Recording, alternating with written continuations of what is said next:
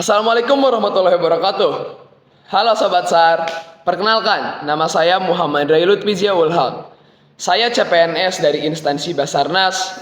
Saya peserta Latsar dari gelombang kedua angkatan 16 kelompok 2 juga. Di sini saya akan membuat video monolog terkait pengalaman pembelajaran agenda ketiga hari kedua, yaitu materi manajemen aparatur sipil negara. Mungkin pertama-tama pernah nggak sih kita mikir, kenapa jadi ASN itu banyak banget aturannya? Dari awal masuk sampai pensiun, semuanya diatur. Sekilas terlihat ribet, tapi ternyata ada alasan penting di balik itu semua loh. Hari ini saya mau cerita tentang manajemen ASN dengan bahasa santai dan alurnya sedikit agak cepat ya. Mungkin pertama-tama ada perencanaan kebutuhan ASN. Bayangin ya, kalau instansi pemerintah nggak mempunyai perencanaan, bisa jadi ada bidang yang kelebihan orang, tapi ada bidang yang kekurangan juga. Akhirnya pelayanan publik jadi nggak optimal. Makanya, perencanaan penting biar tepat jumlah, tepat fungsi, dan tepat kompetensi juga. Lalu ada pengadaan ASN.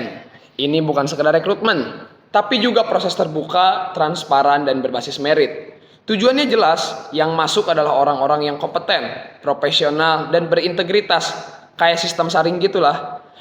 Karena sejak awal, masyarakat itu menilai aparatur sipil negara dari proses masuknya.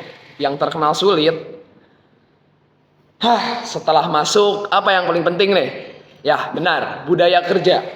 Kita sering dengar istilah berakhlak. Berakhlak sendiri yaitu berarti berorientasi pelayanan, akuntabel, kompeten, harmonis, loyal, adaptif, juga kolaboratif. Itu bukan slogan tempelan juga, tapi pedoman hidup ASN. Dan bagi saya, itu adalah kompas hidup saya. Kemudian ada pengelolaan kinerja. Aparatur sipil negara, itu kerja nggak bisa asal-asalan loh. Semua harus terencana, dipantau, dinilai, sampai ditindaklanjuti. Karena dari situ, kelihatan siapa yang memang bekerja maksimal, siapa juga yang membutuhkan pembinaan. Kinerja inilah yang jadi dasar karir, penghargaan, bahkan juga sanksi. Kita juga mempunyai sistem pengembangan talenta. Aparatur sipil negara yang berprestasi dan mempunyai potensi tinggi disiapkan untuk posisi strategis. Jadi jangan heran loh kalau ada rotasi ataupun promosi. Itu sudah membagian dari manajemen. Dan tentunya ada penghargaan dan pengakuan. Di sini siapa sih yang gak senang kalau kerja kerasnya dihargai? Pasti senang banget kan? Kita sudah bekerja secara keras dan kita juga pasti dihargai. Dihargainya itu bisa berupa tunjangan, promosi, kesempatan belajar, ataupun sekedar pengakuan. Itu bisa jadi membuat kita lebih termotivasi untuk bekerja lebih baik, dan lebih baik lagi. Namun, gak selamanya perjalanan ASN mulus itu. Ada juga aturan pemberhentian. Ada yang berhenti karena pensiun, mengundurkan diri, ataupun hal wajar lainnya. Tapi ada juga yang diberhentikan tidak dengan hormat. Misalnya karena melanggar disiplin ataupun terlibat pidana. Tujuannya bukan semata menghukum, tetapi menjaga integritas dan profesionalisme birokrasi. Karena kalau satu orang saja mencoreng, citra seluruh aparatur sipil negara ikut rusak. Jadi, kalau kita lihat nih, manajemen ASN itu seperti siklus hidup. Mulai dari perencanaan, pengadaan, budaya kerja, kinerja, talenta, penghargaan, bahkan sampai pemberhentian.